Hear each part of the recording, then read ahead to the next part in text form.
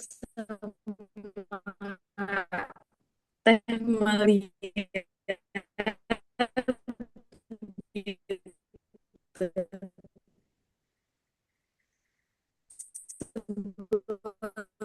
Putus-putus ya Teh suaranya. Ya Eh, kayaknya aku gangguan jaringan ya.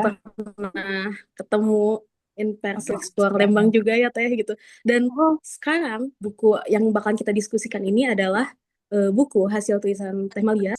Cek, apakah sudah jelas? udah, udah, Udah, udah. baik. Alhamdulillah. Jadi untuk apa yang bakalan kita diskusikan kali ini tentang Lemonan apa dan apa riset yang sudah lama sekali sama Teh Malia lakukan bahkan hampir 1 dekade ya Teh atau udah 1 dekade sudah Iya, satu berulang dekade tahun. gitu. Wah, luar biasa ketika mungkin berbagi sedikit pengalaman ketika eh, walking tour waktu itu explore langsung itu wah saya merasa pengalaman yang luar biasa gitu ketika mendengar ceritanya dan sekarang sudah hadir dalam bentuk buku dan sayangnya aku waktu itu nggak belum ikut PO ya gitu karena udah terlewat begitu Teh mungkin Cili. iya mungkin di lain kesempatan begitu nah mungkin kemudian sebelum sebelum memulai juga ada sedikit eh, terkait Lembang begitu ya gitu. Cisarua juga sekarang lagi kena bencana begitu kan gitu. Doa dan belasungkawa untuk para korban yang yang terdampak pada bencana yang baru baru saja terjadi kemarin gitu. Kemudian Bismillahirrahmanirrahim.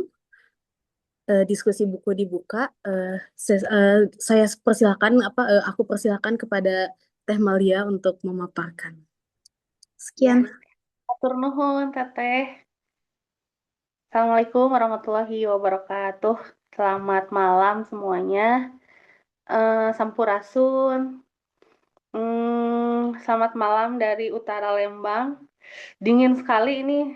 Maaf kalau saya duduk lesehan sambil pakai selimut. Ini dingin sekali ini 17 16 sampai 17 derajat malam ini. Jadi baru berhenti hujan jadi dingin banget. Ini ruangan terhangat. Jadi saya biasanya di atas, udahlah saya di sini aja. Jadi eh tadi yang dituturkan sama Teh Melvin, intinya sih aku tuh dulu 2009 ya, 2009-an waktu masih musim Facebook dulu awal-awal gitu.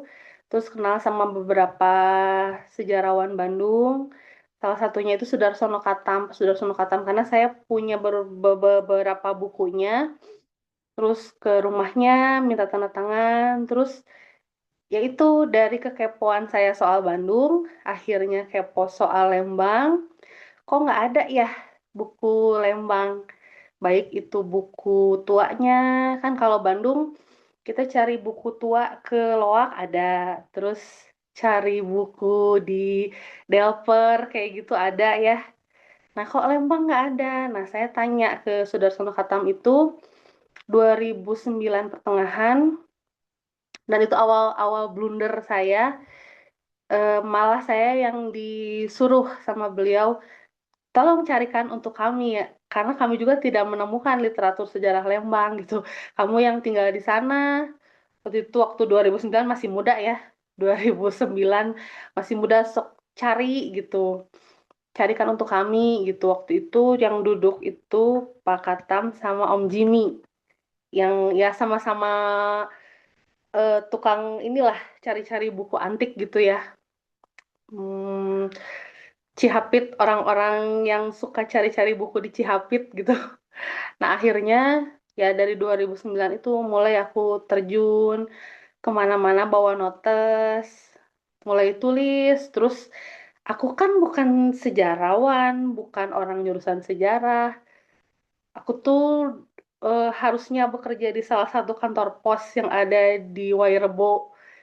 7 kilometer dari situs Wairebo itu ada kantor pos. Entah sekarang masih ada atau enggak kantor posnya.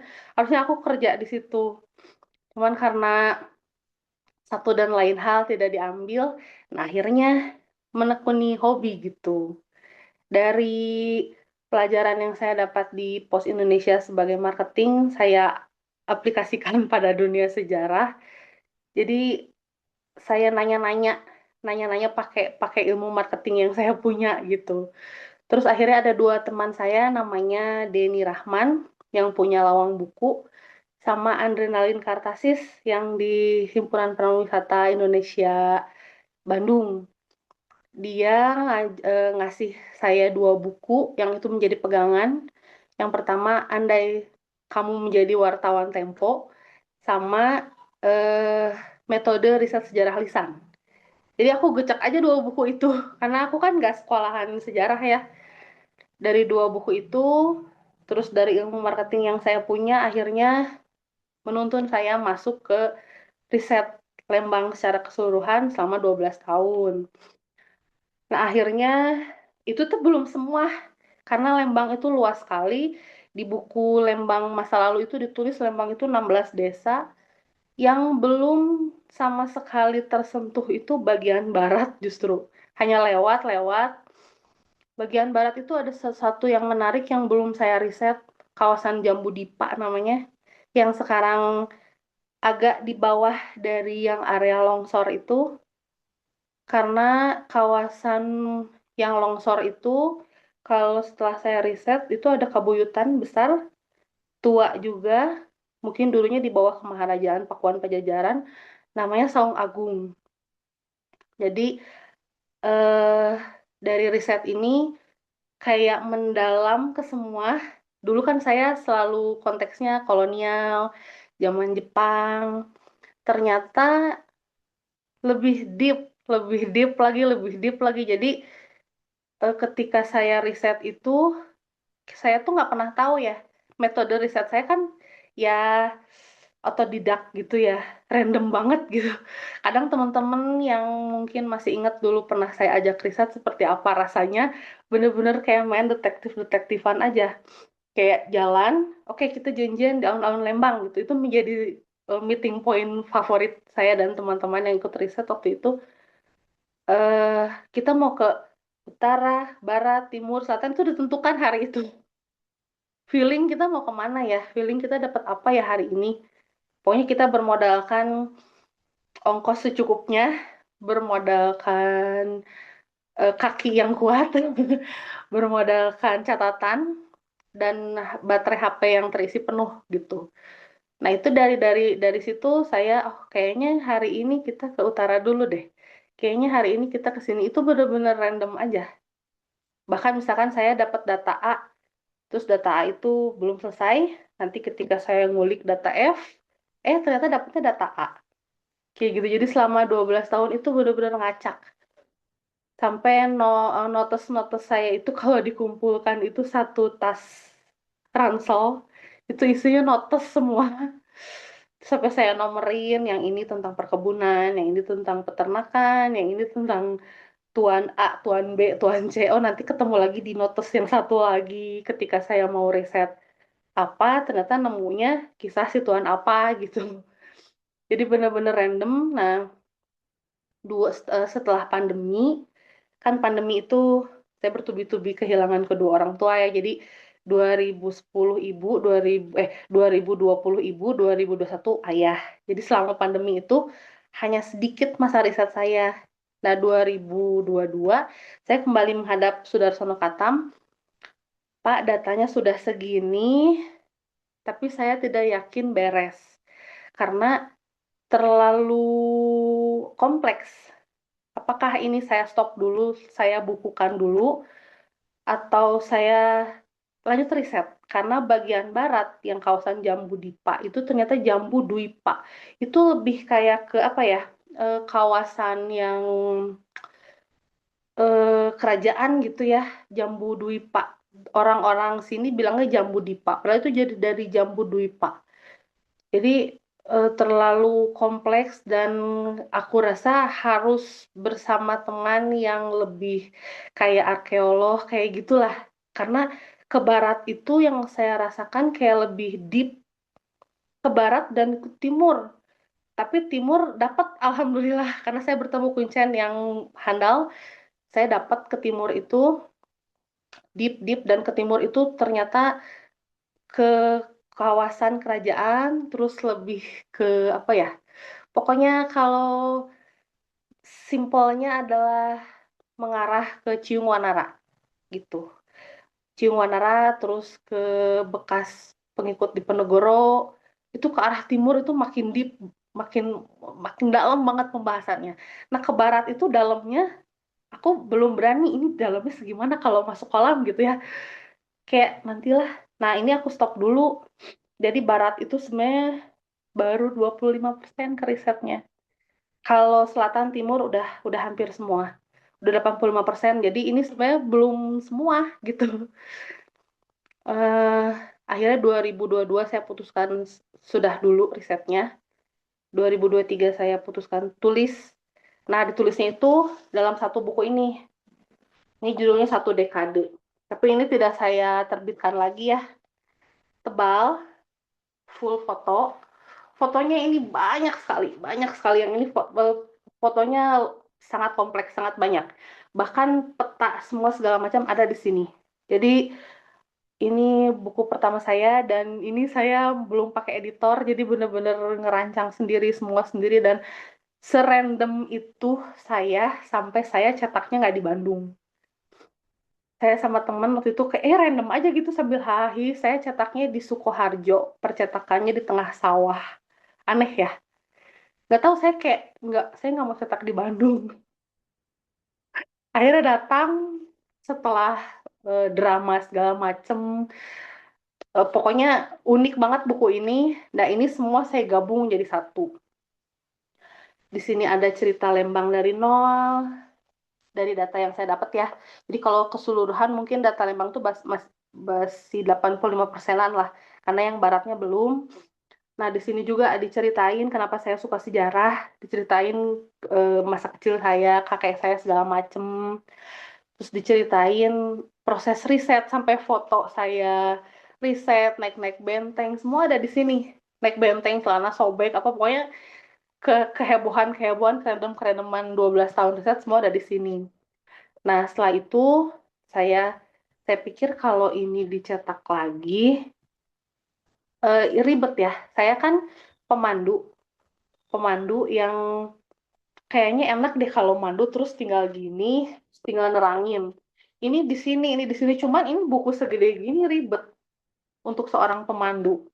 Karena saya seorang pemandu, jadi saya akhirnya bikin buku kecil-kecil. Nah, salah satunya yang buku kedua itu ini. Ini yang temu sejarah kedua, yang kisah 9 perempuan. Jadi banyak sekali yang saya temukan di lapangan waktu itu cerita-ceritanya. Nggak tahu kenapa, saya pengen buku kedua saya itu tentang perempuan-perempuan pribumi yang saya temuin di lapangan kisahnya. Sebenarnya ini saya nemukannya itu hampir 19 kisah. Cuman yang saya bukukan itu ada iklan sebenarnya. Cuman yang saya bukukan itu eh, hanya 9 karena saya ngerasa yang 10 itu kisahnya ngambang. Jadi kayak apa ya?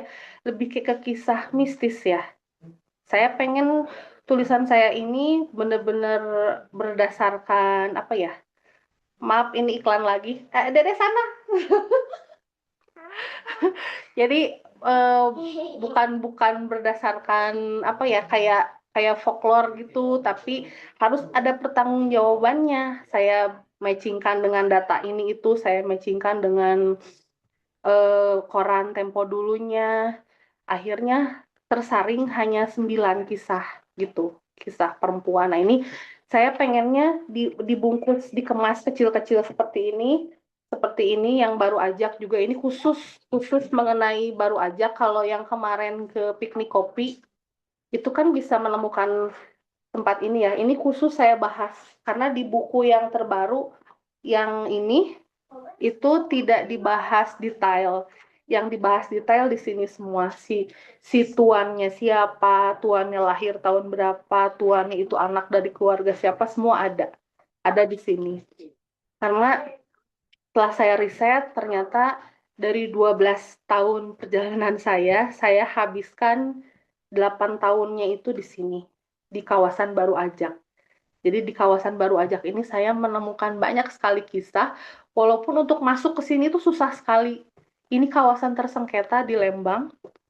Sekarang pun, kemarin pun saya mendapat informasi dari yang tinggal di Baru Ajak, ada mulai lagi sengketanya. Mulai ada lagi yang dari yayasan-yayasan seperti itulah ya, langsung ada yang mau menyita kayak gitu sudah mulai, kemarin sudah mulai. Jadi saya pertama kali ke Baru Ajak itu disangkanya yang dari Jurusita, diusir segala macam, tapi nggak tahu 8 tahun itu saya kekeh pengen selalu terus pengen ke sini. Saya coba ke utara lagi, tapi kok hati pengen ke sini. Jadi bener-bener hasil-hasil karya saya ini bener-bener mengandalkan intuisi gitu ya. Jadi coba saya kesini lagi kayaknya ada data di sini. Jadi insting tuh bener-bener kayak keasah gitu ketika saya meriset ini semua. Ketika saya mulai terjun, di situ mulai berkenalan dengan berbagai narasumber. Nah, ini yang bikin saya nggak mungkin kerja tanpa narasumber-narasumber yang luar biasa gitu ya. Narasumber-narasumber yang sekarang boleh dibilang seperti saudara. Jadi kalau saya Lebaran itu atau Idul Adha, bukan hanya ke saudara tapi pergi juga ke narasumber gitu. Jadi udah kayak saudara karena belasan tahun kan saya ibaratnya olah data segala macem. Bahkan 75% dari narasumber saya sudah tidak ada sekarang. Cuman alhamdulillah berserta para keluarganya masih berkomunikasi dengan baik. Kemarin juga terakhir, jadi buku yang ini, yang satu dekade ini saya cetak 100, hanya 100, yang di Sukoharjo ini yang percetakan tengah sawah. Saya cetak 100, 50-nya saya kasihkan untuk narasumber, 50-nya lagi baru saya cetak gitu ya, untuk umum. Nah, saya pikir, oh ya udahlah, yang untuk umum ya sudah, saya titipkan waktu itu ke teman saya, ke Teh Primas dan ke Kang Deni Lawang. Ternyata kurang dari sehari sudah habis. Saya juga nggak kebagian ini yang dami. Ini yang banyak yang fotonya yang solnya. Yang ini yang bagian dami. Bahkan saya nggak punya yang bagian yang buku yang bener-bener bagus yang masih pakai plastiknya, saya nggak punya gitu. Begitu saya mau ambil untuk mau ngasih ke salah satu instansi, ketika kata teman saya yang saya titipin bukunya, bukunya udah habis teh gitu. Nah, buku ini, yang ini juga sefenomenal itu. Saya sama editor itu bilang, ini kayaknya semingguan deh kita PO ya. Ternyata 1 hari itu sudah melampaui batas. Jadi hanya 2 hari PO-nya. Karena kenapa banyak yang bilang, kenapa sih kok nggak bikin banyak aja sekalian gitu ya. Kan udah capek tuh riset tuh 12 tahun, kenapa nggak bikin banyak aja gitu sekalian, nggak bikin, ya nggak stok banyak gitu ya. Jadi aku tuh belajar dari marketing aku di Pos Indonesia. Kalau kita mau berkarya itu, jadi ibaratnya aku pakai sistem ini ya. Jadi aku ibaratnya pakai sistem ya marketing ala-ala pos lah gitu ya, yang dijejelin ke saya dulu. Jadi kita itu akan lebih bervalue produk kita segala macem ketika kita sudah memiliki produk nilai yang bernilai tapi langka. Kalau buku itu saya berikan tepuk tangan sekali pada buku-bukunya Haryoto Kunto. Kenapa bisa jadi mahal? Bahkan ada yang jutaan, itu karena bukunya sudah langka. Fotokopiannya juga mahal. Saya jadi ngarah ke situ bahwa jadi orang yang punya buku saya asli langsung beli ke saya, itu kayak dia punya aset, bukan hanya sekedar punya buku gitu. Dia punya aset bahwa oke, ini di dunia hanya segini gitu. Saya nggak pernah cetak lebih dari 100 gitu. Jadi oh ini di dunia hanya ada segini gitu tah. Jadi kayak eh apa ya, gregetnya beda gitu gitu. Jadi dan alhamdulillahnya kalau buku yang kedua itu yang 9 kisah wanita pribumi, Alhamdulillah kemarin dibeli temen, terus temennya ke Jepang. Jadi secara tidak langsung bukunya ke Jepang gitu. Terus yang paling saya kaget itu ketika temen saya Karguna, ternyata buku 9 kisah perempuan itu ada di Perpusnas Australia loh katanya. Coba cek. Jadi ada yang beli, cuman aku lupa kan yang beli siapa aja gitu ya. Tuh ternyata itu salah satu yang belinya ternyata Perpusnas sana gitu ya. Alhamdulillah gitu. Dari hasil riset yang ya perjuangannya luar biasa sih. Aku bilang itu benar-benar kayak memberikan saya banyak sekali pelajaran ya, terutama untuk bersabar. Benar-benar riset itu benar-benar untuk bersabar gitu. Terus kayak kita tuh memperkuat insting, intuisi, terus lebih bersyukur. Makanya kenapa aku bikin yang 9 kisah perempuan, itu lebih ke cerminan diri sih. Dari kisah-kisah semua yang saya dapat itu, saya beruntung ya lahir di masa kemerdekaan gitu.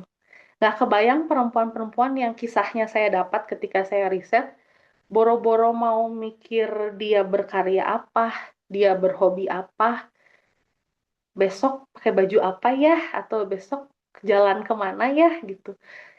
Besok kita hidup, masih hidup atau enggak juga kan nggak tahu. Karena banyak yang cerita ke saya dalam masa riset itu, kisah-kisah perempuan pribumi yang memprihatinkan terutama ketika zaman Jepang itu ya. Itu jadi ada yang harus sampai diam di goa, gigit ban, biar dia nggak menjerit, akhirnya tidak terdetek oleh tentara Jepang seperti itulah. Jadi eh, untuk menggelorakan rasa bersyukur kita sebagai seorang perempuan yang hidup di zaman merdeka bisa mengapresiasikan semuanya ke dalam bentuk karya, dalam bentuk hobi, dalam bentuk apa ya, ya prestasi gitu. Orang dulu boro-boro, jadi saya pengen ngangkat dari 19 kisah itu yang bisa dipertanggungjawabkan datanya ternyata hanya 9, yang matching-matching sama fakta-fakta ternyata hanya 9. Jadi ya sudah, akhirnya saya coba dari 9 kisah itu saya angkat dan akhirnya adalah buku itu ya, dan akhirnya saya ingin ingin bisa mengajak perempuan-perempuan terutama ya. Ayo kita nih di dalam masa merdeka nih. Ayo kita berbuat apalah gitu ya, yang bisa saling bantu, saling healing sesama gitu. Nah, terus banyak yang pengen lagi nih, pengen lagi di diterbitkan lagi dong ini gitu ya. Karena saya udah terbiasa dengan buku-buku kecil seperti ini, akhirnya ini saya bagi tiga. Ini saya bagi tiga aja deh. Nah, ini baru yang jilid pertama. Yang buku ini, yang jilid pertama yang akan kita bahas ini. Jadi ini saya bagi tiga. Yang pertama Lembang Masa Lalu, yang kedua nanti kisah masa kecil saya, kenapa saya bisa sangat suka sejarah. Terus yang ketiga itu kisah tentang masa riset dari 2009 itu sampai 2022, itu keseruannya seperti apa.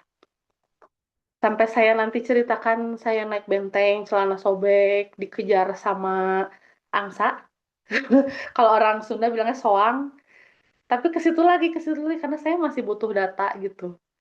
Terus ya itulah ketemu sama orang disangkanya saya dari jurusita pengadilan, diusir, terus sampai sampai ketemu sama narasumber ya, nggak apa ya, narasumber yang lucu-lucu yang Neng pokoknya kalau mau tahu kan dia punya warung narasumber itu ya. Ada beberapa narasumber yang punya warung. Neng pokoknya kalau mau tahu jajanin dulu, kejajanin sampai berapa rupiah gitu, dia baru mau ngomong gitu, ada itu lucu sekali. Itu nanti saya ceritakan, saya kemas dengan ya bahasa yang mudah dimengerti gitu ya. Karena kalau langsung di setel segini, ini bacanya terus nggak bisa dibawa jalan-jalan kalau ini.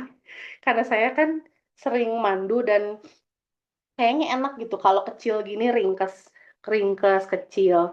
Apalagi kalau untuk pemandu cuma tinggal dibuka, buka-buka terus ada foto, bisa langsung diterangkan di objek. Kecil masuk tas juga, ringkas. Dan kenapa saya selalu bikin buku selalu tipis? problem saya mungkin sama dengan problem para pembaca semua. Kecepatan kita dalam membaca dengan kecepatan kita membeli buku pasti banyak kecepatan kita membeli buku. Belum tentu buku kita banyak, dan sudah dibaca semua. Karena saya merasa data saya berharga, jadi kayaknya sakit hati deh kalau saya bikin buku orang nggak baca sampai selesai. Jadi saya akalin, pakai metode marketing pos Indonesia lagi.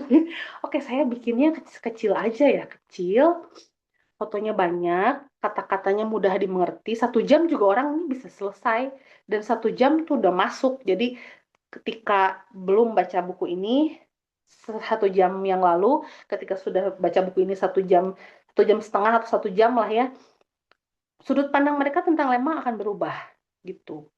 Jadi kebanyakan gitu kayak teh ini baca sejam saya udah langsung ngerti, dan ketika saya ke Lembang lagi saya bisa nerangkan ini ke teman-teman saya bisa nerangkan ke saudara, ke keluarga. Nah itu yang saya mau. Jadi kayak MLM gitu ya. Saya bikin ini karena semua orang sebenarnya pemandu asal mereka mau. Jadi kayak yuk kita main ke Lembang. Oh Tandia saya bawa bukunya sama besti-bestinya. Yuk nanti kita ke tempat-tempat yang ada di buku ini yuk. Iya, kita semua pemandu sebetulnya. Dan saya dengan bikin buku ini sebetulnya sebagai corong untuk memperkenalkan sejarah Lembang dan IKMLM. Jadi secara tidak langsung nanti Anda-Anda yang memperkenalkan dari mulut ke mulut, dan itu sangat membantu karena Lembang itu sudah sangat sekarat ya. Kalau Bandung itu komunitasnya sangat banyak, yang pedulinya banyak, sejarawannya banyak. Lembang itu sudah sangat sekarat, membutuhkan action yang sangat cepat. Jadi saya kalau bikin buku yang tebal, langsung hasil riset 12 tahun tebal, itu kayak ya orang beli, oke, validasi doang, foto udah. Paling buka kalau mau cari data. Karena kalau saya kayak gitu lihat buku tebal, ya udah foto aja dulu, aku udah punya, bacanya nanti ya. Kalau saya mau cari data, tinggal cari halaman berapa atau di indeks gitu. Tapi kalau buku kecil gini kayaknya kebangetan kalau nggak beres 1 jam gitu karena sangat simple. Saya selalu sertakan fotonya yang banyak, sangat simple kata-katanya yang sangat mudah gitu. Nah, jadi benar-benar bisa dipakai untuk orang-orang yang mau memandu nantinya gitu. Seperti itu. Nah, inti dari buku Lembang Masa Lalu ini sebenarnya saya tulis secara sangat singkat, padat, dan jelas. Jadi dari satu buku ini bisa merubah sudut pandang paradigma kita tentang Lembang. Jadi Lembang itu kebanyakan orang taunya tempat wisata, tempat selfie, sekarang itu macet, banjir, longsor ya. Padahal di balik itu semua, sebelum itu semua terjadi, ini adalah tempat yang sangat indah gitu. Tadi kan saya pas pembukaan tuh bilang Sampurasun ya. Nah, di tanah Lembang ini ketika dulu di bawah Kemaharajaan Pakuan Pajajaran, ada kemaharajaan, ada kerajaan. Kemaharajaan itu yang besar, seperti Pajajaran, Majapahit, Sriwijaya itu kemaharajaan. Nah, di bawahnya itu adalah mandala-mandala, ada kerajaan-kerajaan. Nah, di Lembang itu ada satu mandala, satu kerajaan namanya Saunggalah. Pindahan dari pecahan, bukan pindahan, pecahan dari kerajaan yang ada di Kuningan. Kuningan dekat Cirebon. Itu pindahan namanya Saunggalah. Nah, dulu ketika di Saunggalah itu tahun 1200-an, 1300-an ketika pindah ke Lembang, dia tidak memper dia untuk Seihai itu dia tidak pakai sampurasun karena dulu masih Hindu Buddha. Sampurasun itu ternyata ada setelah Islam masuk. Setelah Mataramnya Islam baru Sampurasun. Yang lebih tua itu Rampesnya malah. Itu saya dapat ketika riset ini ya. Dan dikasih tahu juga sama Karguna. Karena ada di manuskripnya Bujangga Manik. Jadi bukan Sampurasun, tapi di tanah Lembang di sini eh, yang dipakai sebagai Seihai itu Sang Tabe Namo Siwaya. Jadi ketika kita Seihai, pembukaan atau segala macam, bukan Sampurasun tapi Sang Tabe Namo Siwaya. Jadi lebih ke puja-puji untuk Siwa dan memberkati sesama seperti itu. Karena dulu kerajaan Saunggalah itu memang Hindu-Buddha. Kalau tidak salah Hindunya itu ada dua aliran. Eh, ada Bukit Provelat di Lembang itu di sebelah timur Boska. Sekarang sih lebih identiknya sama legenda-legenda mistis ya, karena Bukit Provelat ini masuk ke seperti dunia lain yang tukul jalan-jalan itu. Nah, padahal dulu itu adalah tempat ibadahnya Hindu di Saunggalah. Dan di Saunggalah itu ada dua aliran Hindu yang hidup berdampingan, mau ibadahnya gantian di Saunggalah itu dan tidak pernah ada clash. Itu. Nah, cuman kerajaan Saunggalah ini harus musnah karena terjangan letusan Tangkuban tahun 1450-an ketika Pakuan Pajajaran ini sedang berada di puncak kejayaan. Nah, Saunggalah ini tersapu oleh letusan Tangkuban seperti itu. Jadi sisa-sisa mungkin yang bisa kita lihat sekarang adalah situs Batu Lonceng di timur Lembang. Itu kuncennya masih sangat naro arsipnya masih rapih banget sampai detik. Jadi dulunya kan tulisan tangan, itu dulunya dari tutur ya, ditulis tulisan tangan. Aku masih lihat yang ketikan mesin tik. Terus sekarang ketika aku cek lagi, terus sama teman aku Kang Indra dicek lagi ke sana, ternyata sudah tulisan komputer.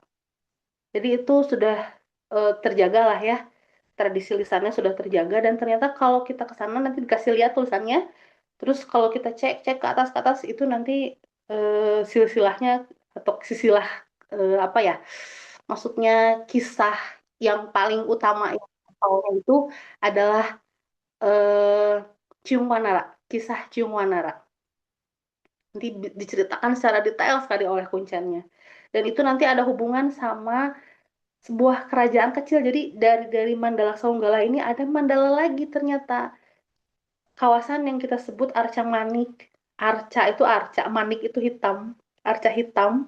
Itu ada kerajaan Arca Manik itu tuh di bawahnya Saunggalah juga. Jadi dulu banyak-banyak apa ya? Banyak peninggalan-peninggalan, cuman terkubur dan keburu dibikin bangunan apa. Hmm, Jawa Barat itu kayaknya kurang ya perhatian ke situ. Jadi kalau misalkan daerah Timur Lembang mau digali sih kayaknya bakal ada sih gitu sisa-sisanya sisa-sisa dari Saunggalahnya gitu. Nah, jadi dari buku ini saya tulis dari kisah Lembang awal, penamaan Lembang yang kita tahu secara geologinya aja kan ya, Ngalembang. Ngalembang itu berarti dia erat kaitannya dengan Danau Bandung Purba, dengan eh apa letusan Tangkuban, dengan patahan Lembang. Tapi ternyata setelah saya riset dari beberapa jurnal Belanda, karena tidak ditemukan literatur tertulis bahasa Belanda juga, aku buka-buka literaturnya ternyata tentang biologi, tentang tanaman. Ternyata lembang itu dari sebuah rumput, kalau saya nyebutnya itu apa ya? Lidi air ya. Bisa dicek nanti di googling. Lidi air atau rumput lembang itu seperti apa? Kalau saya ngajar ke anak-anak sekolah ya, biar mereka nyambung bahasanya, pokoknya rumput yang buah bunganya itu kayak sempol ayam, warna coklat. Biasanya kalau ke makanan lebih, oh iya yang kayak gini gitu. Terus kalau bahasa Inggrisnya burush namanya. Dan ternyata dulu itu banyak di kawasan Floating Market Lembang. Sekarang dulu itu namanya Situ Umar, di kawasan Baru Ajak, sama di kawasan Bukit Boska. Itu dulu banyak sekali hamparan rumput Lembang itu. Nah, setelah saya cek lagi, ternyata di peta tahun 1919 di Lembang itu aliran sungainya memang lebih besar. Aliran sungainya itu ternyata dari mulai Jayagiri, terus ke alun-alun, sampai floating market, itu aliran sungai besar. Nah, itulah sebenarnya habitat dari si rumput Lembang itu. Jadi, makanya orang Belanda bilangnya ini jukut Lembang, rumput Lembang, karena sebanyak itu. Kayaknya kalau ke situ tuh udah kayak padang rumput, isinya jukut Lembang semua gitu. Sekarang tidak bisa kita temui sama sekali. Saya udah ngecek ke beberapa daerah di Lembang, tidak ada. Ke Upas Hill tidak ada. Saya pikir di Upas Hill ada. Udah capek-capek naik, ternyata tidak ada. Tidak ada. Dan ternyata saya dapat bantuan dari Kang Ganjar yang ada di Tahura. Di Tahura ada. Itu hasil hasil apa ya? Ngulibeknya Kang Ganjar gitu ya. Dan nanti saya akan minta lagi bibitnya untuk ditanam di alun-alun. Jadi biar kita di Lembang itu punya museum, museum tanaman.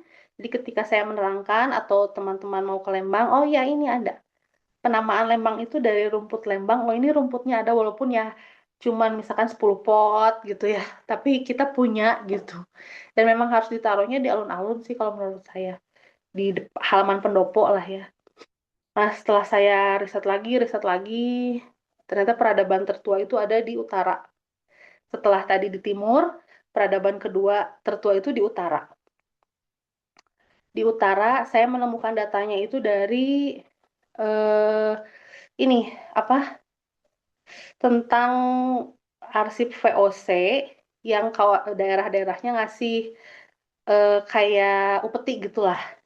Dan itu terhitungnya tahun 1680. Jadi datanya itu tahun 1680. Terus ketika saya cek, saya iseng, ternyata ada Lembang. Tapi ditulisnya masih Lembak. Lembang. Atasnya, belakangnya bukan eng, tapi C sama K.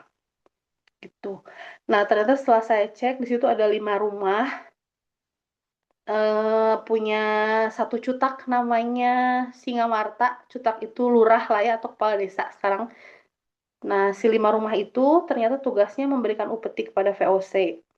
Aku pikir dulu ya awal-awal riset itu upetinya itu sayur, upetinya itu hasil peternakan. Ternyata sayur dan peternakan di Lembang itu hasil kolaborasinya ketika Lembang masa kolonial. Jadi dari situ saya belajar bahwa oh awal masyarakat Lembang itu ternyata makannya itu umbi-umbian. Seperti apa ya? Kalau orang Sunda bilangnya bebetian. Kayak tales mungkin ya, kayak apa ya? Kayak ya ubi-ubian gitu makannya. Terus yang diupetikan apa gitu ya. Ternyata lucu yang diupetikan itu adalah bunga. Bunga pohon kesumba keling. Jadi bisa dicek kesumba keling seperti apa.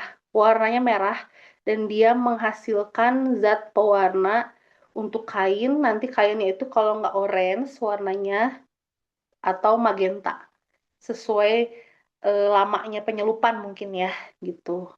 Nah, ternyata VOC itu mengirim bunga pohon kesumba keling itu ke Eropa untuk mewarnai gaun-gaun wanita di Eropa abad ke-17. Jadi kalau kita nonton kayak film-film wanita Eropa abad ke-17, ada gaun warnanya merah atau orange, kemungkinan salah satunya penghasil warnanya dari Lembang. Ya walaupun di seluruh Nusantara ini pasti ada lah ya bunga kesumba keling yang lainnya. Salah satu penghasilnya adalah dari Lembang, dari utara.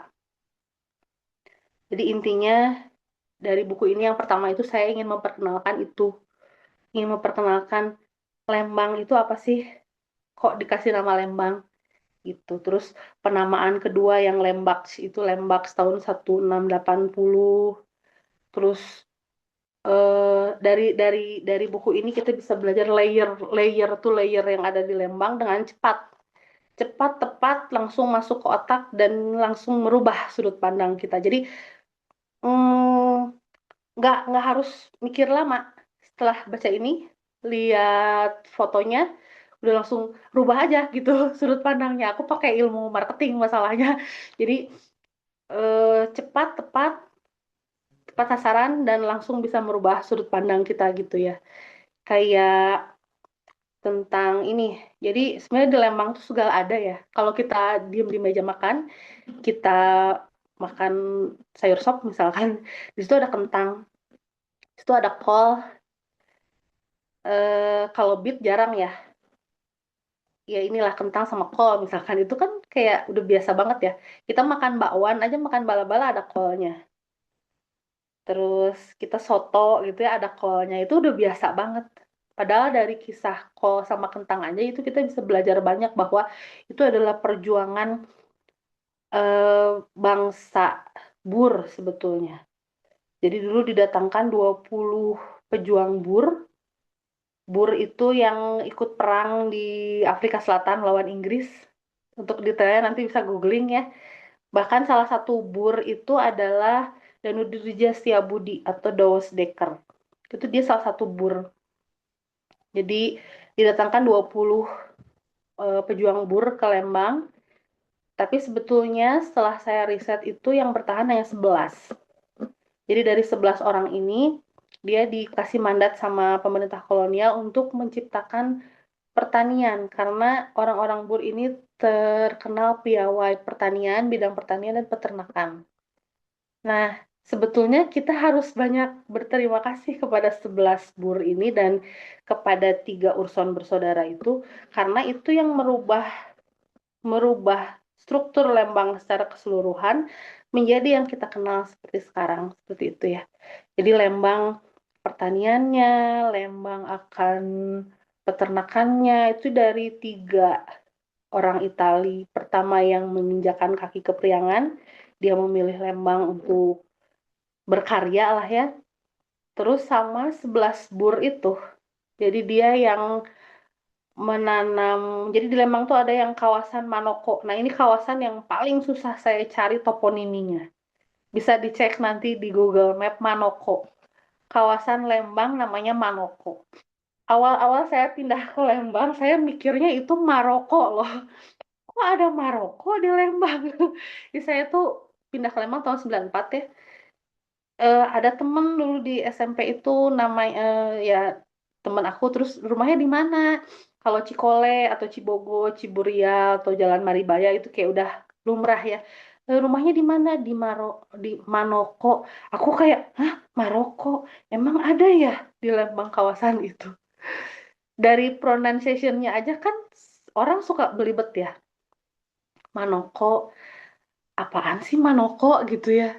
Ternyata itu kawasan yang dekat sekali dengan yang sekarang longsor itu.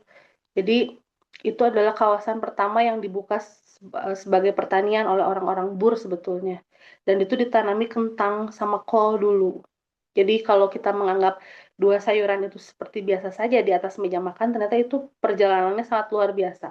Dan itu dimulai di tanah Manoko itu. Nah itu saya cari Manoko ini apa ya? Toponiminya sangat susah. Kayak Cikole saya udah dapet, Cibogo, terus ya Lembang itu sendiri, terus ada Kampung Panggergajian segala macam. Karena saya ada satu lagi buklet tentang toponimi. Ini tentang toponimi satu satu.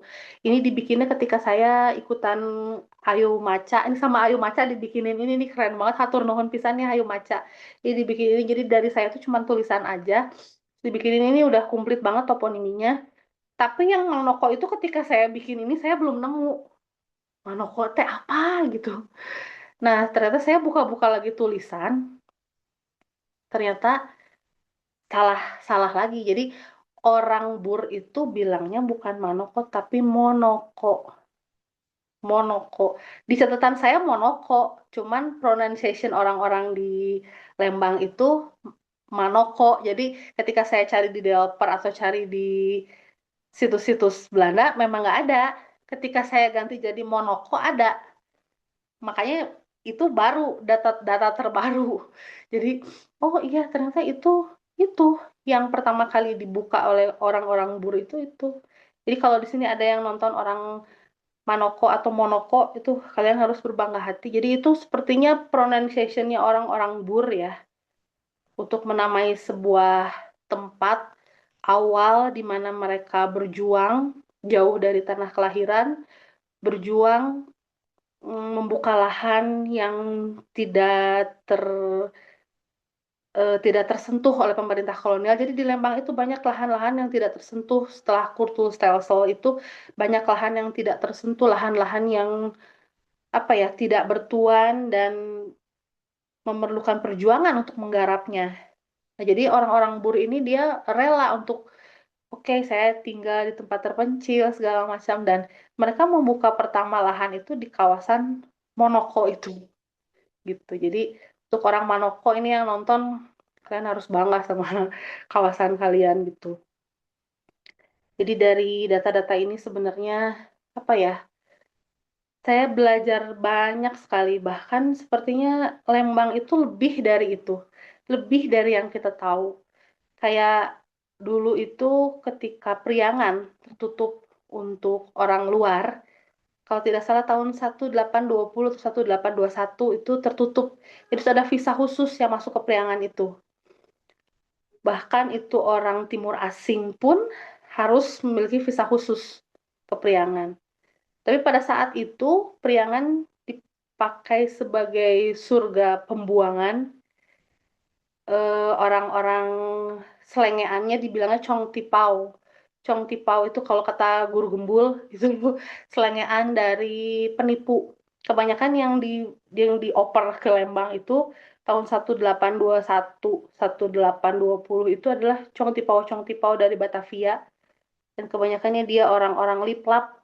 Liplap itu Indo, Indo tapi mukanya terlihat seperti pribumi padahal dia punya darah Eropa gitu.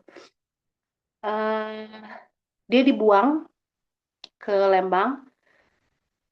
Pemerintah kolonial berharap dia mati perlahan, hanya bisa makan seadanya atau dia diterkam hewan buas. Udahlah, dibuang aja, aman Batavia gitu ya. Ternyata setelah dibuang, bertahun-tahun, ternyata dia jadi seorang pembisnis ulung. Setelah dicek, ternyata dia berbisnis penggergajian kayu. Menjadi orang-orang kaya. Bahkan ketika saya cek buku telepon Bandung tahun 1936, karena itu situs buku telepon Bandung tahun 1936 itu sangat membantu para periset sejarah Bandung. Itu ya situsnya mudah sekali dicari ya gitu. Jadi ketika saya cek buku telepon Bandung tahun 36 itu, ketika saya cari ternyata ada dua tuan Belanda di Lembang yang asalnya Chong Tipau itu punya telepon rumah tahun 36. Berarti kan dia orang menengah ke atas. Dia berbisnisnya itu penggergajian kayu sehingga sekarang di kawasan timur Lembang itu ada yang namanya Kampung Panggeragajian. Pantesan gitu ya, ada namanya kampung itu gitu. Itu kalau kita ke Lembang main ke kawasan Sespim Polri, main ke kawasan Pustik Ajen, atau yang suka kuliner di situ ada Sophia, ada tahu rebus Taiwan. Nah, itu kita akan melewati kampung para Chong Tipau itu namanya Kampung Panggeragajian. Itu kampung yang apa ya? Sekarang itu kampungnya ya lumayan modern gitu, tapi orang-orang di sekitarnya nggak tahu itu bahwa itu kampung sudah sangat lama. Bahkan ada ketika Priangan sedang tertutup untuk orang luar. Itu tahun 1820 dan dibukanya oleh orang-orang buangan yang diharapkan oleh para pemerintah kolonial itu mati, ternyata dia menjadi seorang pembisnis. Jadi Lembang itu sangat menjanjikan sebetulnya.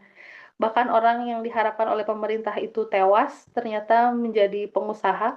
Jadi kan kebayang di Lembang itu segala ada ya, segala ada menjanjikan gitu.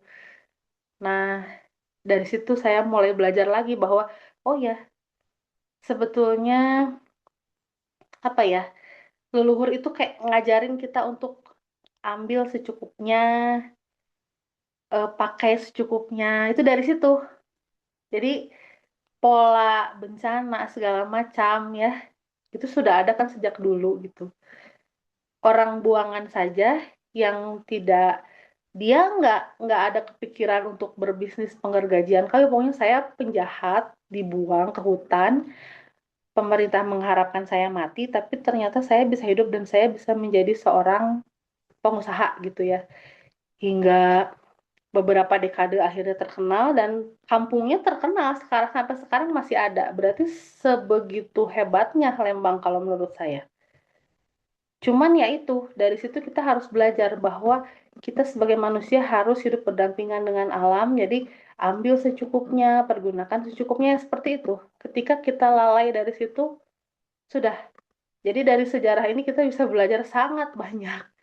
Bahkan dengan gejala-gejala yang terjadi sekarang, dari sejarah itu sudah bisa diprediksi sebetulnya. Kayak hilangnya pohon kesumba. Pohon kesumba tidak bisa ditemukan lagi sama sekali di Lembang. Tidak bisa ditemukan lagi rumput Lembang. Bahkan penggergajian kayu yang sudah menjadi sebuah kampung penggergajian namanya, tidak ada pohon besar sama sekali di situ. Mana ada? Nggak ada. Dan itu jadi kawasan langganan banjir sekarang kampung itu. Jadi kalau pasar banjir, kampung penggergajian banjir, sudah langganan. Itu sudah banjir, hujan sedikit banjir, oke kita buka apa ya TikTok atau apa, itu kampung itu ada terdetek banjir karena mungkin terlalu banyak yang diambil, terlalu banyak yang di kita lupa, kita lupa bahwa ini hanya hanya apa ya hanya hanya titipan gitu. Jadi dari buku-buku saya selalu mengajarkan untuk itu, untuk kita tahu sejarah dan kita harus, kita tidak hanya oke, saya tahu sejarah Lembang, oke Lembang dulunya gini. Jadi apa sih input apa yang bisa kita dapat ketika kita sudah mengetahui sejarah suatu daerah? Minimal input untuk diri kita pribadi gitu ya, untuk menjadi yang lebih baik. Sebetulnya Lembang mengajarkan banyak sekali. Apalagi ketika kalau ada yang nanya ya, data yang paling kelam, data yang paling susah dicerna, itu apa? Itu datang dari mulut seorang anak SMP. Ketika saya memandu salah satu SMP negeri di Lembang, Bu, yang paling susah selama 12 tahun, kayaknya nelen data itu susah banget, itu data apa katanya. Oke, saya ceritain. Ya, yang paling susah pasti data Jepang. Itu udah kayak yang, apalagi di Lembang itu ada data yang saya masih keep sekarang. Data tahun 65. Bahkan Letkol Untung kan dieksekusi di Lembang. Tapi itu tidak bisa saya ceritakan. Masalahnya itu menyangkut banyak nama gitu. Jadi ya udah saya diam saja. Jadi yang saya up paling yang Jepang, perang kemerdekaan, agresi, seperti itu yang saya ceritakan. Cuma intinya sebenarnya sama sih. Intinya kayak peperangan ini sebenarnya untuk apa, kalau untuk ingin kita derajat yang lebih tinggi sebetulnya gitu ya. Gitu.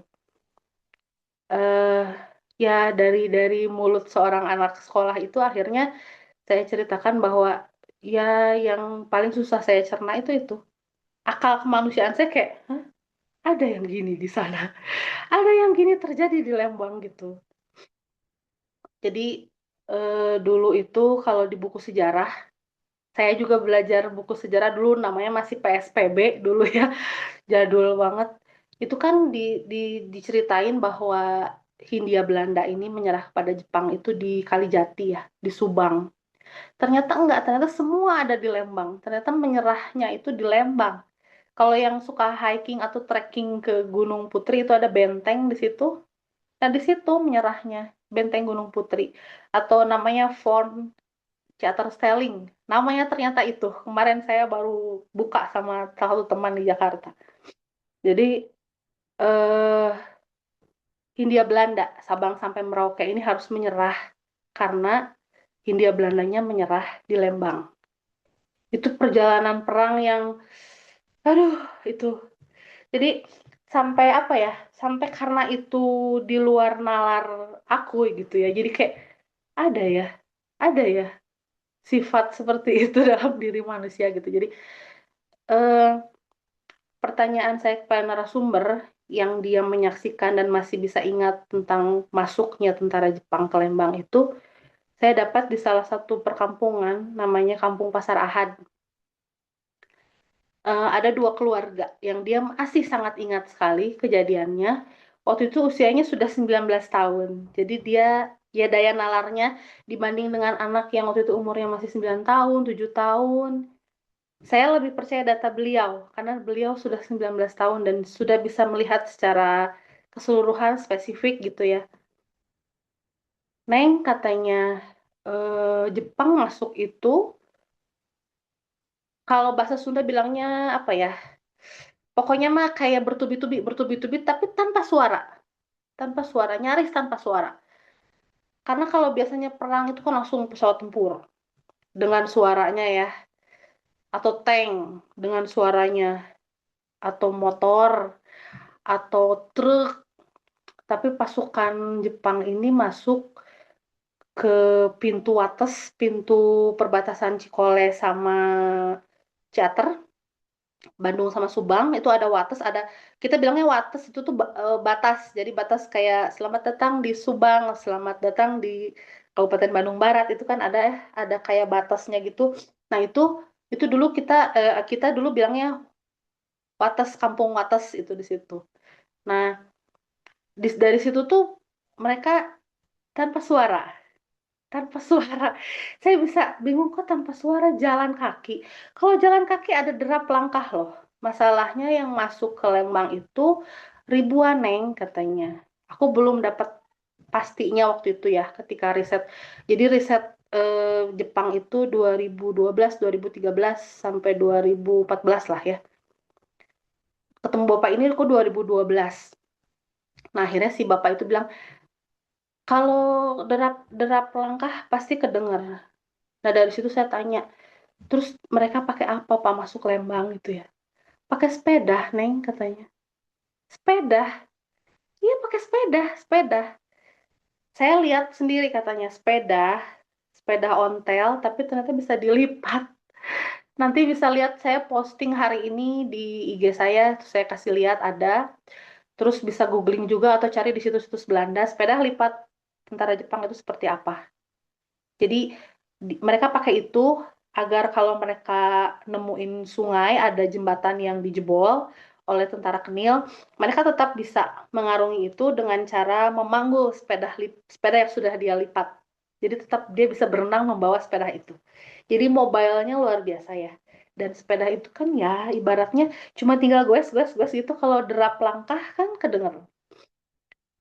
Terus si narasumber aku bilang dia si si tentara Jepangnya itu tangan kiri megang kendali, tangan kanannya megang katana. Nah, si katananya ini diseret di aspal, mengeluarkan percikan api. Kebayang ya? Terus jalan dari Wates, dari Ciater ke Cikole itu kan turun. Jadi kan kayak ya merindingnya itu loh yang narasumber saya ceritakan juga kayak, hah, ada ya? Saya pikir itu cuma di anime gitu. Ada, Neng. Dan bukan satu dua, bukan 10 20, Neng, ribuan. Aku yang masa sih si Bapak salah kali ya. Baru setelah pandemi itu saya nemukan situs di Delper. Itu jelas, jelas ditulis 4.500 tentara Jepang masuk. Padahal si Bapak itu bilangnya ribuan karena dia tidak bisa menghitung berapa. Cuman itu ada berita di Delper yang jelas nulis 4.500 tentara memasuki kawasan Cikole. 6, 7, 8 Maret 1942. Dengan cara seperti itu, mengayuh sepeda, tangan kirinya memegang kendali, tangan kanannya memegang katana dan mengeluarkan percikan api. Kalau saya jadi warga atau saya jadi tentara Kenil gitu ya, emang udah jiper banget itu. Nah, itu salah satu data yang bikin saya kayak ngerasa ada ya. Oh, ada ya kayak gitu gitu. Oke, seru-seru gitu ya. Terus akhirnya saya riset lagi. Jadi pertempuran sengitnya itu di Benteng. Ketika saya ke sana ditemani oleh seorang sepuh lah ya. Seorang sepuh. Ini maaf ya, dingin soalnya. Ketemu sama seorang sepuh, terus dia kayak ngambil rumput gitu untuk pakan ternaknya. Terus si sepuh itu bilang, nah Neng katanya di atas. Jadi kalau kita ke benteng Gunung Putri itu ada tugu, itu dibikin sama Sespim Polri di atas. Nah dari tugu itu ke arah selatan, dulu tentara Belanda itu dijejerin katanya. Dijejerin, terus kayak disuruh melihat pemandangan ke arah selatan. Abis gitu dia pakai katananya disabet gitu kepalanya. Jadi ke arah selatan, ke Gunung Putri arah selatan itu dia kepala. Kita semua menemukan ceceran kepala katanya, kepala yang kadangnya telinganya nggak ada segala macamnya, pokoknya kayak, karena setelah diriset lagi sama teman saya dan saya kemarin itu dari 300 tentara yang ada di Benteng Gunung Putri hanya bisa dikubur itu 1.200 tentara Jepang, 1.200 tentara Kenil, sisanya berarti masih terkubur mungkin di situ, seperti itu. Jadi saking saking chaosnya mungkin ya. Dan saking chaosnya lagi, ketika mulai muncul eh, apa pesawat-pesawat militer yang sudah mulai terbang rendah, mau membom gedung sate. Nah, si petinggi-petinggi Belanda ini sudah mulai resah, kayak, sudah kita menyerah saja katanya, tanpa syarat, menyerah begitu saja karena setelah diriset ternyata di dalam tubuh militer Belandanya juga banyak sekali pertentangan ya. Ada yang sedang berantem, ada yang sedang bersiteru. Jadi tidak kompak, tidak kompak, tidak siap. Kalah gesit dengan tentara Jepang, kalah kompak dengan tentara Jepang. Nah akhirnya menyerah tanpa saat, kayak ambiar banget gitu si Kenilnya. Jadi saya kadang kalau nyeritain ini ketika memandu, apalagi yang saya pandunya bukan orang Bandung dan orang Lembang, saya selalu minta maaf gitu bahwa gara-gara Belanda saking sayangnya sama Bandung, tidak mau gedung sate Braga itu dibom, menyerah. Dan menyerahlah dari Sabang sampai Merauke. Yang nggak tahu apa-apa, nggak tahu gimana chaosnya pertempuran Teater Sterling, tiba-tiba berganti kekuasaan gitu. Seperti itu. Jadi bahkan si bendera putih tanda menyerahnya Hindia Belanda itu dikibarkan dari Villa Isola. Yang kuliah di UPI pasti tahu Villa Isola, tempat rektorat. Dulu di situ di utara itu bangunan paling tinggi. Ketika Jepang masuk, Villa Isolanya lagi dipakai oleh Hotel Homan sebagai villa. Jadi dari taplak meja besar berwarna putih dikibarkan di atas Villa Isola, itu tanda menyerah, menyerah Hindia Belanda dari Sabang sampai Merauke via taplak meja berwarna putih itu, menyerah. Dan akhirnya ya selamat, si gedung satenya selamat segala macam. Cuman ya harus berganti ke penjajahan. Baru dari situ ditandatangani secara de facto di Kalijati, hingga di Kalijati dijadikan museum. Nah, yang ditulis di buku sejarah hanya yang Kalijatinya saja. Detail-detailnya itu sebenarnya tidak ditulis. Mungkin karena chaos ya, chaos dan kayaknya agak kurang. Nah, ketika saya mencoba lagi mencari, itu kan kebanyakan dari data lisan. Saya harus cross check. Makanya yang bikin lama 12 tahun itu sebenarnya cross checknya. Kalau cuman mengumpulkan data-data lisan dari narasumber, setahun, 2 tahun, 3 tahun lah selesai ya. Cross checknya ini yang susah. Bahkan ada data yang sama sekali tidak saya buka karena ketika saya berkunjung ke satu narasumber itu, bulan depannya saya berkunjung lagi datanya beda. Itu saya coret. Berarti ini tidak akurat, ini datanya mungkin dia lupa atau apa, nggak bisa saya pakai. Jadi banyak data yang akhirnya saya peti eskan. Tapi ada satu-satu dari polemik-polemik itu yang akhirnya terbuka satu demi satu gitu. Salah satunya yang terbuka itu satu demi satu itu ini kisah kebun stroberi. Jadi ketika saya riset itu, jadi 2000 Cikole itu saya riset 2012 sampai 2014 awal lah. Nah itu ketika saya tanya ke berbagai narasumber, ini dulu bekas apa, ini bekas apa gitu ya. Sampai ketika kalau saya ketemu narasumber itu tuh ada si neng wartawan, padahal saya itu bukan wartawan nih, cuma kemana teh bawa notes gitu. Jadi eh, ayo Bu cerita Bu, ini dulu gimana gitu. Saya foto si ibunya, terus saya tulis. Ketika narasumber bilang itu di situ dari batas ini sampai batas ini, pokoknya total semua sekitar 20 hektaran lah. Itu kebun stroberi, Neng, katanya. Stroberi semua. Aku pikir, hah? Tahun segitu, tahun 20-an, 20 hektar, ada kebun stroberi di utara Lembang. Aku pikir stroberi itu tanaman baru yang ada di Lembang ya, tanaman pasca kemerdekaan lah ya. Ternyata ada setelah saya cek developer untuk make sure, karena data di lapangan itu jelas harus ada make sure agar data itu menjadi primer atau menjadi sekunder gitu kan. Kalau hanya sekedar lisan aja nanti halu kesannya. Jadi konon katanya, jadi aku harus selalu cari misalkan di developer atau cari penunjang lainnya seperti kisah Jepang masuk itu aku dapatnya malah dari buku sejarah Tonggak-Tonggak Keuskupan Bandung. Karena di situ diceritakan Suster Karmel yang ada di Gereja Karmel di Lembang itu menceritakan secara lisan kepada Keuskupan Bandung ketika Jepang masuk ke Lembang. Foto-fotonya segala macam ada. Sampai gereja Karmelnya luluh lantak ada semua. Jadi itu sebagai data penunjang saya untuk make sure data dari narasumber secara lisan gitu. Nah kalau yang si kebun stroberi itu dari developer dan itu lagi-lagi saya dapatnya bukan dari tentang sejarah, tapi saya dapatnya dari buku Hortikulturanya Belanda gitu. Jadi ketika saya cari berdasarkan literatur pertanian itu pemuliaan tanaman seperti itu eh, baru ditemukan ada. Ternyata 1917 ada di Pangalengan, 1920, 1921 itu baru masuk ke Lembang dan itu menjadi perkebunan stroberi terbesar di Bandung. 21 hektar ternyata.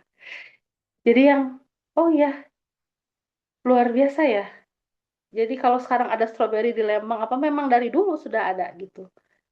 Dan itu tidak serta-merta saya dapat datanya gitu aja. Jadi prosesnya panjang dari riset ini saya belajar bener-bener kayak cari kepingan demi kepingan puzzle satu-satu gitu. Oh puzzle ini ternyata nggak di sini, harus di sini. Jadi bener-bener harus sabar, bener-bener kayak apa ya? eh saya sendiri juga masih nunggu nih episode apalagi nih nanti yang akan terbuka, data apalagi yang akan terbuka tentang Lembang gitu selanjutnya.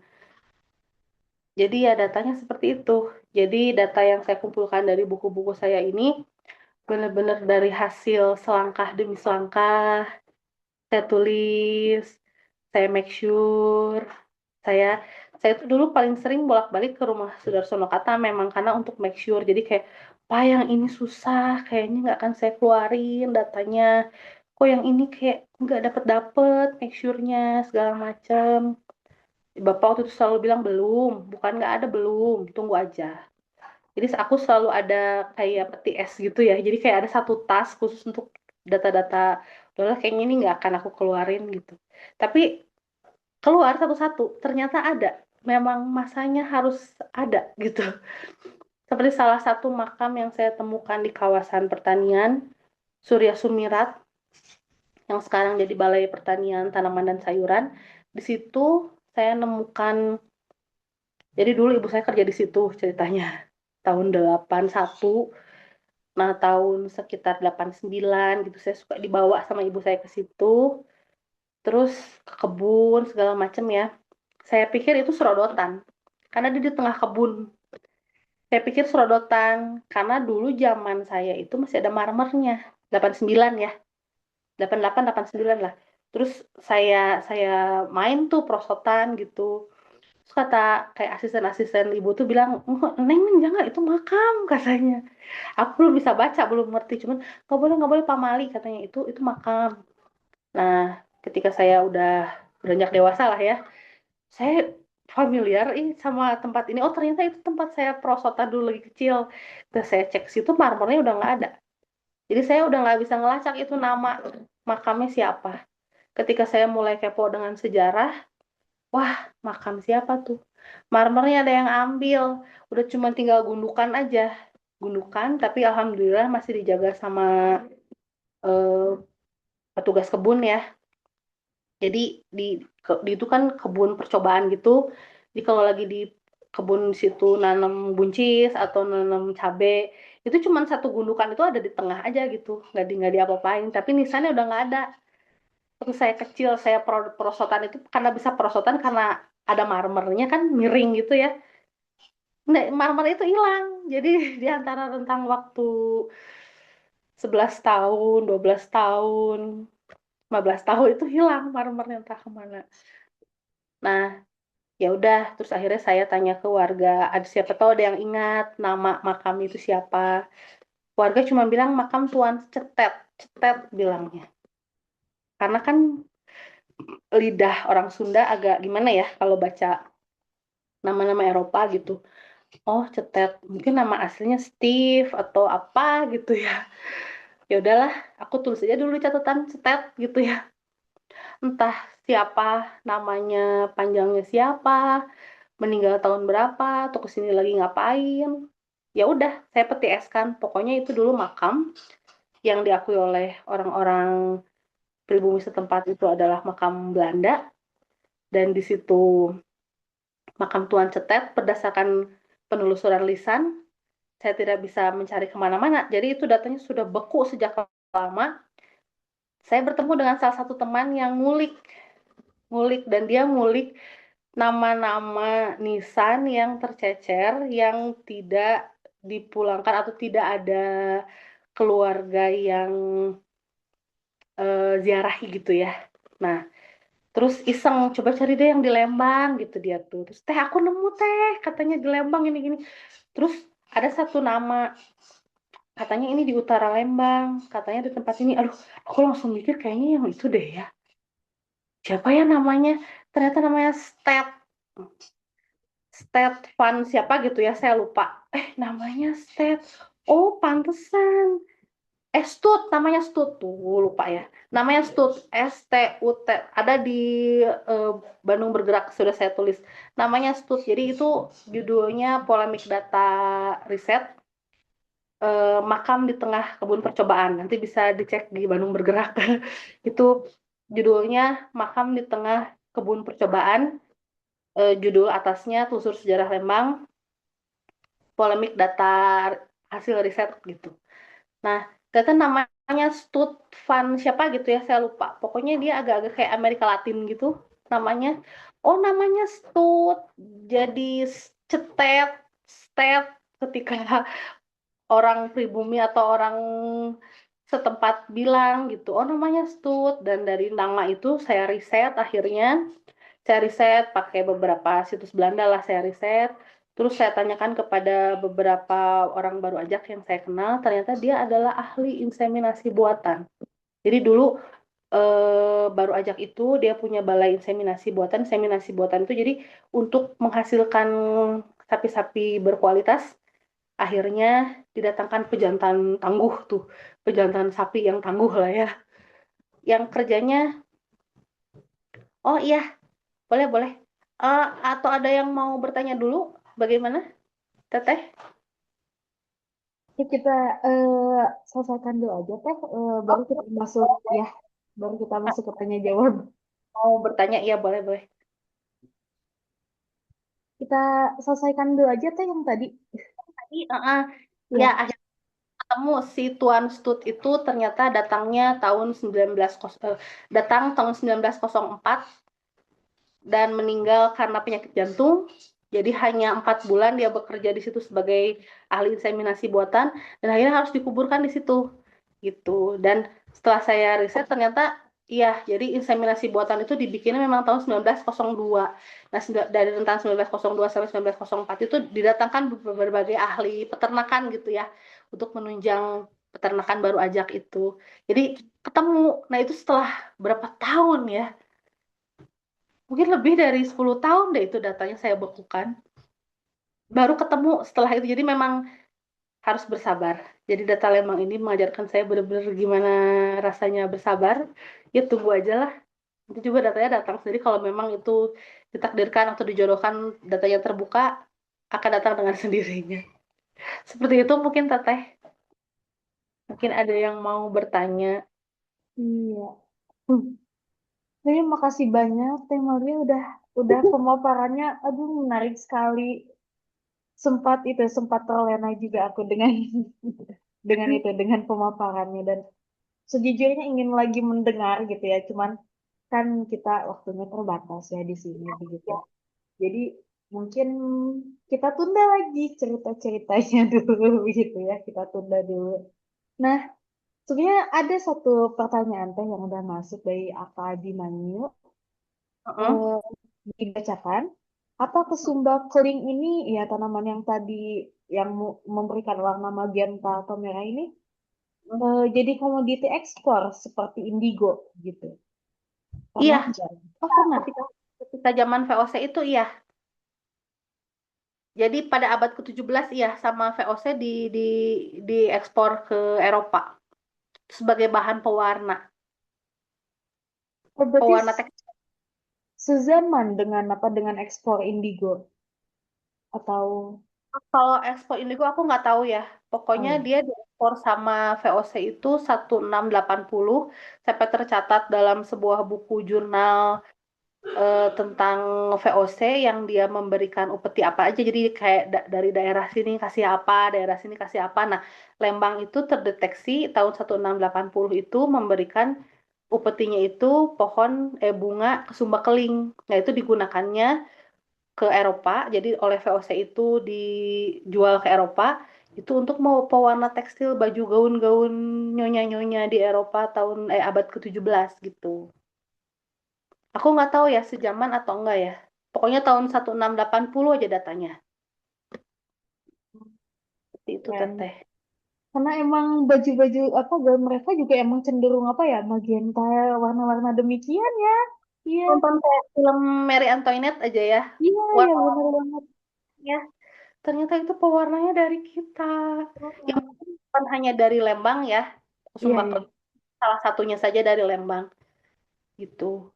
Oh, Dari kita ternyata pewarna dan kita tuh kayak nggak ngerti itu bunga tuh bisa jadi pewarna kitanya yang nggak ngerti gitu. lebih lebih ngerti mereka dan akhirnya dipergunakannya oleh mereka. Makanya di kita saya tuh nggak bisa nemukan lagi. Entah mungkin harus ke dalam hutan kayak kalau di Jaya Giri kayaknya harus ke Leweng Kunti deh nyarinya. Kayaknya ada deh satu dua ya. Tapi kalau di jalur pendakian di Puncak Jayagiri, di Upas Hill itu sudah tidak bisa ditemukan si pohon kesumba itu. Bahkan di Tahura pun saya tanya ke Kang Ganjar sudah tidak bisa ditemukan kesumba keling. Dulu mah ada katanya. Kayak liar aja gitu tumbuh. Sekarang udah nggak ada. Seperti itu. Mungkin harus saya cari ke tempat lain. Saya pernah lihat Shopee. Ada sih, tapi harus saya belinya ke Jawa Tengah gitu. Harus oke. ditanam lagi di sini kalau kita tidak menemukan. Tugas saya adalah menanam kembali dan saya taruh di alun-alun gitu. Seperti itu, Seperti Teteh. ya, seperti data-data yang apa ya, yang ada apa yang di lembar yayasan berarti suatu saat siapa tahu temu ya gitu. Iya, harus ke yang agak dalam kayaknya. Oh ya ini ada komentar juga dari Ica. Katanya Pewarnaan. Mm-mm. Jadi kayak apa sih kayak kalau yang di film Cina itu ada gincu yang kayak dari kertas gitu tinggal langsung di film-film Cina, film-film Korea gitu kan ya. Yang zaman dulu cuman si gincunya tuh kayak di kertas, terus bibirnya cuma tinggal diginiin langsung merah. Mungkin salah oh satunya itu. Jadi sangat apa ya, sangat kaya sebetulnya Lembang itu yang tadi saya ceritakan sampai para Chong Tipau itu jadi kaya banget dengan penggergajian kayunya. Cuma kitanya aja yang kayaknya belum ngeh gitu. Belum ngeh bahwa tempat yang kita tempati ini sebenarnya benar-benar tempat yang luar biasa. Makanya banyak yang nggak peduli sama Lembang, buang sampah sembarangan atau ya mendirikan bangunan sembarangan karena tak kenal maka kata sayang kan. Fungsinya sejarah salah satunya adalah membangun rasa kenal, dari kenal jadi sayang, dari sayang jadi peduli gitu.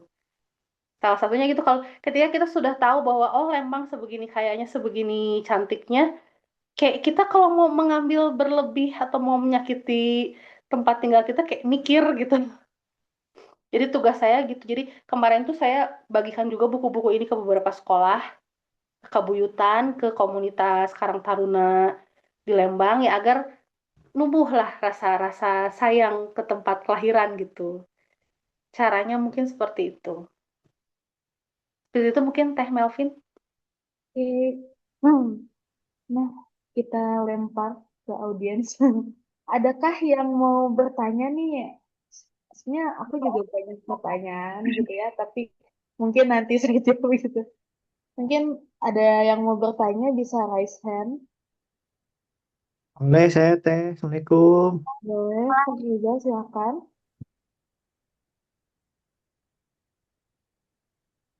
Halo teh, Alifa. Ya mah nggak? Eja, ya mah Ejanya. Panggil. Pokoknya Iya tangga teh, aku. aduh. Damang Eja. Alhamdulillah bisa ketemu di sini. Ya, dasar ayah di bumi. Iya. Ya, Oh, menarik, soknya. menarik teh.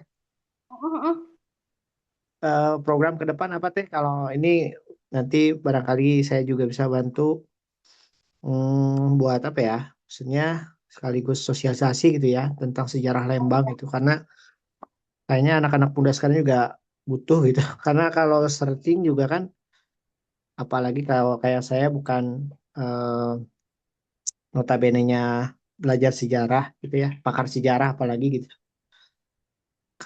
Harus pakai bahasa-bahasa yang memang ringan tapi mudah dimengerti itu kayak barusan kita kayaknya pas nih gitu. Apalagi ke generasi yang sekarang gitu. Iya, iya harus harus gitu. Saya tuh kebetulan sekarang lagi garap salah satu sendera tari. Jadi anak SMP 1, SMA 2, SMP 3 itu tergabung dalam sebuah komunitas sendera tari. Jadi dari situ mereka mau menumbuhkan sejarah tapi lewat kabisa yang mereka punya gitu. Jadi mereka Hmm. membawakan nanti tentang Lembang Tempo dulu tapi dari tarian. Jadi kayaknya emang anak-anak muda harus dicekoki sejarah tapi berdasarkan hobinya mereka gitu. Hmm. Jadi kalau misalkan sejarah tapi harus kayak kolot gitu ngebawanya kayak mereka nanti nggak mau. Kayak kalau di apa ya di SMP 1 tuh maunya kayak pakai PowerPoint tapi sambil sambil kayak bobodoran gitu bercanda kayak gitu tapi masuk gitu ke merekanya. Kalau di SMP 1 kayak gitu, tapi kalau yang anak-anak tari ini pengennya dia mempersembahkan sendera tari, tapi dari hasil riset aku gitu. Jadi dia nanti akan mereka itu akan membawakan sendera tari 100 orang tentang budidaya kopi. Jadi dulunya tentang budidaya kopi, budidaya teh dulu yang ada di Lembang. Jadi setidaknya akan memberikan wawasan kepada warga kan nanti ditayangkannya di alun-alun tuh. Oh, dulu Lembang itu terkenal akan emas hitam dan emas hijau yang memperkaya kolonialisme. Emas hitam itu berupa kopi, emas hijau itu berupa teh seperti itu. Nah, sepertinya kalau untuk Gen Z ya, ya emang harus kayak diajak jalan-jalan tapi yang nggak menggurui gitu. Jadi kayak diajak jalan yuk kita main yang cari yang hidden gem gitu di Lembang. Kayak kalau Aeja ke ini Indomaret yang deket SMP 1, coba deh ke belakangnya, tapi lewatnya ke bebek versus ayam. Lihat deh itu di belakangnya ada apa. Itu seru. Jadi kalau anak-anak, yuk kita main yuk, kita gini. Jadi jangan kayak guru sejarah kasih pelajaran pasti kabur mereka. Jadi gitu. Jadi kalau aku sih lebih ke kalau presentasi pun ya ada bobodoran gitu ya. Terus lebih ke mereka hobinya apa, nanti data aku yang bisa masuk apa, jadi merubah sudut pandangnya dari hobi mereka gitu. Kayak yang hobinya jalan atau hiking, nanti bisa mungkin cerita sambil jalan, sambil hiking. Itu mungkin aja, karena kalau aku bikin buku, nggak semua orang juga mau baca kan. Apalagi anak muda. Mungkin ada yang bisa bantu bikin konten, yang bisa anak muda, kayaknya mendingan nonton deh anak muda daripada baca gitu, kan ada yang gitu ya. Cuma kan aku Ya, terbatasan, jadi gaptek gitu ya.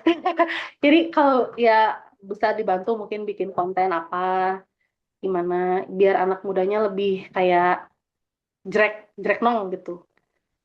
ya. Itu mungkin aja. Nanti ini mah harus kolaborasi teh. Kayaknya Mm-mm. banyak program nih. Udah kebayang. Mm-mm. Maksudnya kalau sama Disbarbud udah connect belum teh? Ya, sama Disbudpar udah, itu udah. Terus kemarin juga udah goal tentang Plakat Cagar Budaya SMP 1, alhamdulillah udah. eh Terus yang apa? eh Batu Lonceng juga udah keluar Plakat Cagar Budayanya. Memang harus penuh perjuangan sih. Sama Disbudpar, alhamdulillah kemarin juga ada acara pengenalan inilah wisata-wisata di KBB, wisata-wisata sejarah KBB. Kebetulan aku yang bagian mandu di pendopo gitu. Alhamdulillah, jadi itu juga ngajak anak-anak muda untuk tahu bahwa di Lembang tuh tidak hanya wisata, tapi ada Boska yang penuh edukasi, ada pendopo yang syarat akan sejarah Mataram, ada Villa Merah yang banyak sejarah tentang perkebunan teh, terus diajak kayak ke Benteng Cikahuripan gitu. Lihat dulu perang sisa-sisa kayak peluru gitunya kan di Cikahuripan ada ya. Nah, mungkin itu anak-anak muda mas senengnya diajak yang itu. Jadi tur, lihat langsung daripada sekedar diajarin gini atau baca buku. Kayaknya enak langsung lihat ke objek. Karena di Lembang itu sebenarnya objek banyak. Cuman kadang ada yang males jalan. Hoream jalannya tak kadang ada yang gitu. Gitu. Ya, Seperti itu. siap-siap teh, mantap mantap. Ya, aku tinggal Mantap. jalan 5 langkah kita mau ke rumah. Tapi Aja, karena nasib kita kan saya sudah tidak di rumah mama, Aja juga sudah tidak di rumah mamahnya. Jadi kita Aja ke rumah mama, saya ke rumah mama saya gitu. Jadi bertemu di rumah mama, mamah kita. Siap, siap teh. Ya. Mm-mm. Oke, oke, Siap. hatur nuhun ya Aja. Mantap, luar biasa. Tadi ada yang nanya itu yang Grand Hotel ya. Ya, Ya, nah Grand Hotel. ya Grand Hotel. Karena Grand Hotel itu akan dijadikan wisata namanya Utopia Park. Di situ ada apartemen, ada hotelnya, ada waterboomnya. Ya, seperti itulah. Saya selalu ke situ nanya ke pegawai-pegawai, patung, patung masih ada nggak patung? Karena yang saya takutkan itu patungnya hilang. Dulu sempat dibawa pengembang, terus saya protes tuh, protes ke KBB. Kang Diki, yuk patung, patung, patung cari ya. Dibalikin lagi, alhamdulillah. Jadi kalau saya lewat situ, kalau saya mau ke Baru Ajak atau mau ke Bandung, saya berhenti dulu tuh, saya make sure lagi ke tukang itu setiap kali si ibu ini datang lagi, cenah. Patung aman, aman. Oke, langsung saya pergi lagi. Kalau nggak gitu susah. Jadi banyak kepentingan sih. Jadi nanti Grand Hotel itu akan bersalin lupa ya. Grand Hotel itu adalah sebuah hotel yang syarat akan sejarah. Dibangun tahun 1916, selesai dibangun 1918, dan pernah dikembangkan oleh orang yang mengikuti perjalanan Seven Years in Tibet itu yang dijadikan buku, dijadikan film dan dimainkan oleh Brad Pitt. Itu ada semua di Grand Hotel gitu. Dan sekarang Grand Hotel akan bersalin lupa menjadi pusat otomotif terbesar se-Asia Tenggara. Kalau kata saya sih kayaknya nggak banget ya. Susah sih karena banyak nama-nama besar yang suka cuci uang di situ. Susah jadi ya sudahlah. Yang penting bangunan utamanya tetap dijaga, patung terutama. Makanya saya kalau ke situ sampai si yang bawa bekonya udah apal si ibu eta harus datang dari pasti nanyain patung sana. Tapi kan saya make sure bahwa ya bangunan utamanya dipertahankan, terus bungalow-bungalow kecilnya juga alhamdulillah karena saya dan disebut par rewel, jadi itu dipertahankan. Alhamdulillah ya, dapat bantuan sekali dari Kang Diki ini. Alhamdulillah hatur nuhun Kang Diki dari Disbudpar, alhamdulillah. Terus patung juga alhamdulillah kembali lagi. Iya, memang sudah jadi BCB, cuman belum sempat ada plakat keburu dialih kepemilikan gitu. Seperti itu. Nah, sekarang saya sedang memperjuangkan plakat BCB itu Sunny Home sama Gereja Karmel. Nah, mudahan menyusul SMP 1 dan situs Batu Lonceng ya. Satu persatu lah.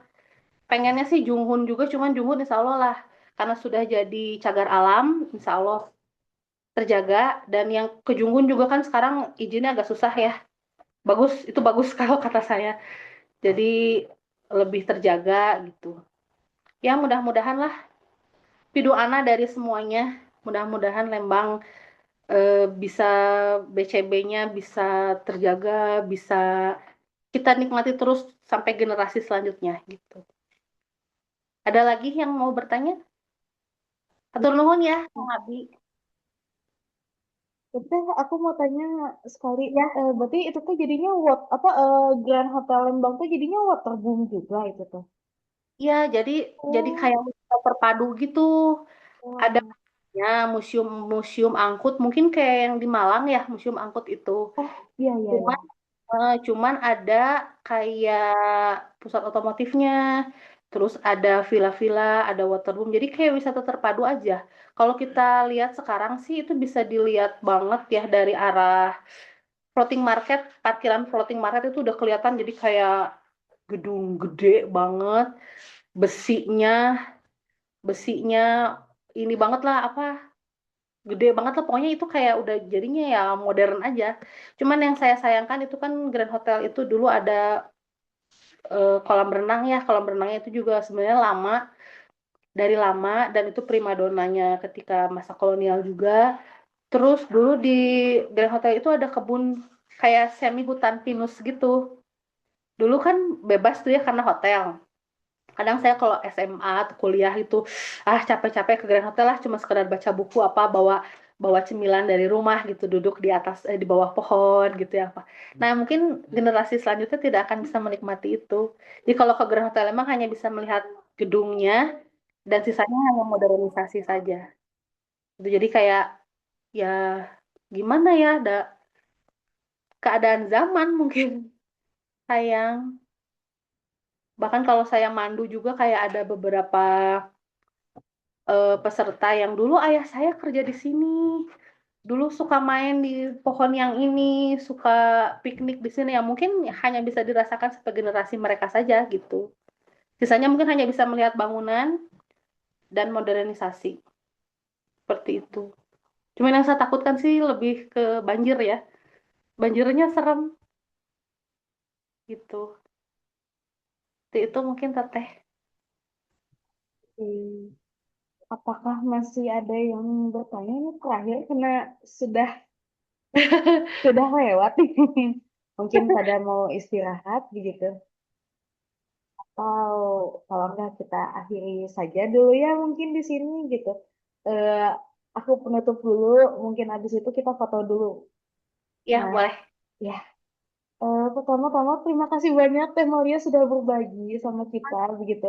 Dan sejujurnya aku kan masih mahasiswa ya, masih belajar gitu, masih banyak gak taunya gitu. Jadi banyak sekali tahu dan sejujurnya salut sekali sama Teh Maria karena peran-peran kan yang Teh Maria lakukan ini kan sejarah publik ya gitu.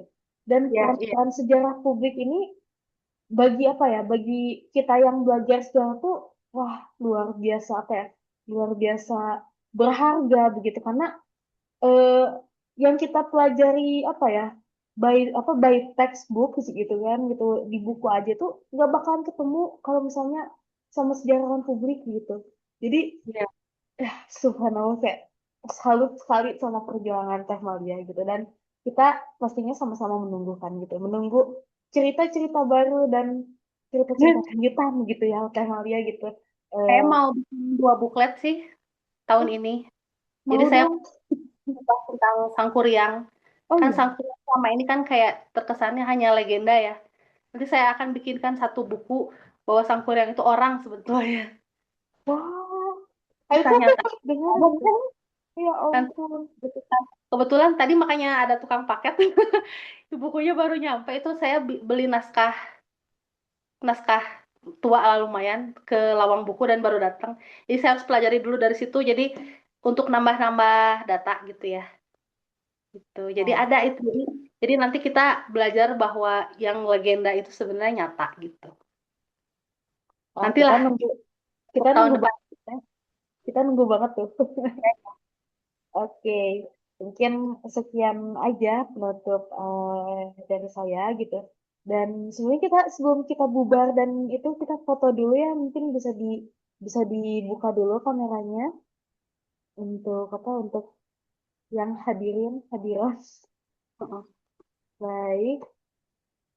Eh kita screen itunya dari itu ya Teh Tiwi. Cuman Teh Tiwi koneksinya kurang bagus katanya tadi. Ya, teman-teman nih kita screenshot ya. Bisa lagi. Satu, dua, tiga. Sebentar ya. Oke, kita foto lagi. Satu, dua, tiga.